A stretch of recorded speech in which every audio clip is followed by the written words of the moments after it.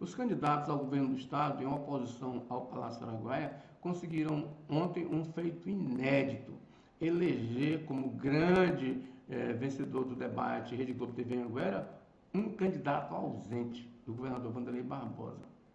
E por quê? Porque ficou evidenciado no debate de ontem, que não foi um debate, ali eram 4 para bater no Wanderley Barbosa, ficou evidenciado que a oposição tem as mesmas denúncias, apresentam as mesmas propostas, e isto eles têm feito desde o começo da campanha e não têm conseguido a atenção do eleitor, que mantém o governador Wanderley Barbosa com viés de subida das intenções de voto, e eles, da oposição, no mesmo patamar de intenções de voto. Significa que o eleitor não está acreditando muito nessa conversa dos candidatos ao governo. E tem muita razão para isso, porque você pode criticar o governo em vários aspectos, mas na questão fiscal é difícil você contrapor o governo, porque ele deve apresentar, inclusive amanhã, deve publicar o balanço do segundo quadrimestre, ele deve registrar aí 42% de gastos com a despesa de pessoal, 42% da receita corrente líquida. O governo Mauro Carles e Wanderley Barbosa recebeu de Marcelo Miranda, aí, que foi aliado desses candidatos que estão aí, o Estado gastando 58,22% das receitas com pessoal. Ou seja, no governo Marcelo Miranda, o governo chegava no mês de outubro, não tinha mais orçamento para pagar pessoal. E nem financeiro. Aí quando chegava, o que ele fazia? Ele pagava de ofício, ou seja, é um crime, e que a Assembleia não processou o Marcelo Miranda por crime de responsabilidade e improbidade, que seria o caso. Agora, o Irajá Abreu, por exemplo, segue com a mesma mentira. Ele disse hoje, está aí nessa quinta-feira, nesta quarta-feira, nas redes sociais, ele informando que o eleitor que votar em Wanderley vai perder o voto. Por quê? Porque o Wanderley vai ser cassado. Olha, veja bem, a justiça não decidiu sobre o Wanderley, o governo nem recorreu sobre o Wanderley. E os dados, se você pegar os números do governo, depõem contra a acusação do senador. Até porque na própria ação do senador, ele demonstra claramente que os gastos contratados de junho para cá não aumentaram, ou seja, o governo não contratou no período proibido pela legislação.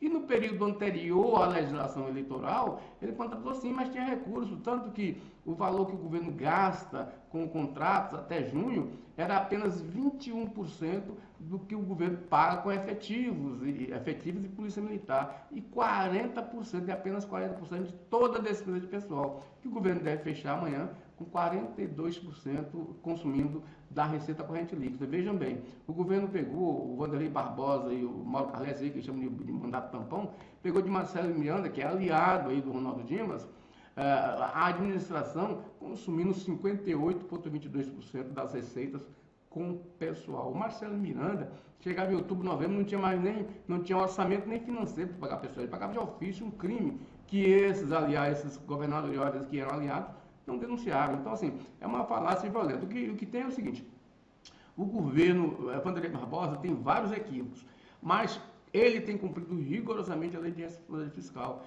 tem mantido os índices, a arrecadação tem sido bafejada pela sorte, porque a arrecadação tem aumentado e os gastos têm sido proporcionais a essa arrecadação. Tanto que conseguiu mudar de patamar aí, há mais de 10 anos, mudou da letra C para a letra B, agora no mês de junho e julho. Por quê? Porque ele conseguiu fazer poupança, ou seja, o Estado hoje tem uma disponibilidade de caixa maior, tem maior liquidez que nos governos anteriores, esses governos anteriores eram todos aliados aí desse pessoal que está aí tentando legitimamente conquistar o governo. Agora, eles fazendo isso através de mentiras não vai dar certo, porque a população parece que é refratária a essa situação. Agora, o senador Irajá Abreu ele tem se demonstrado numa retórica, numa oratória muito parecida com a do Fernando Collor de Mello. Você se lembra daquele debate da Rede Globo lá em 1989, lá na eleição de Collor? Ou seja, o Collor entrou no debate, aliás, ele saía pelo Brasil inteiro com uma pasta debaixo do braço.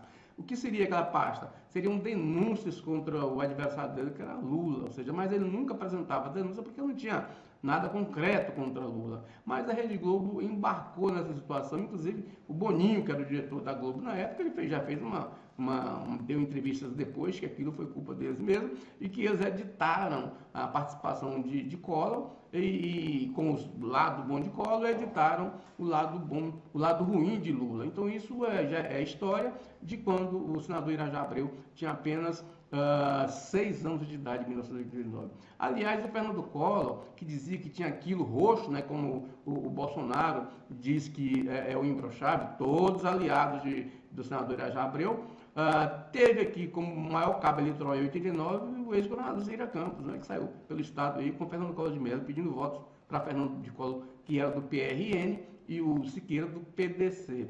Collor, por sinal, que depois de eleito, plantou uma árvore, né, um pau-brasil ali no Palácio Araguaia, e eu estava aqui já, e aí fez aquele, no sol quente danado, o Fernando Collor plantou aquela árvore junto com a Rosane Collor de Mello e Siqueira Campos.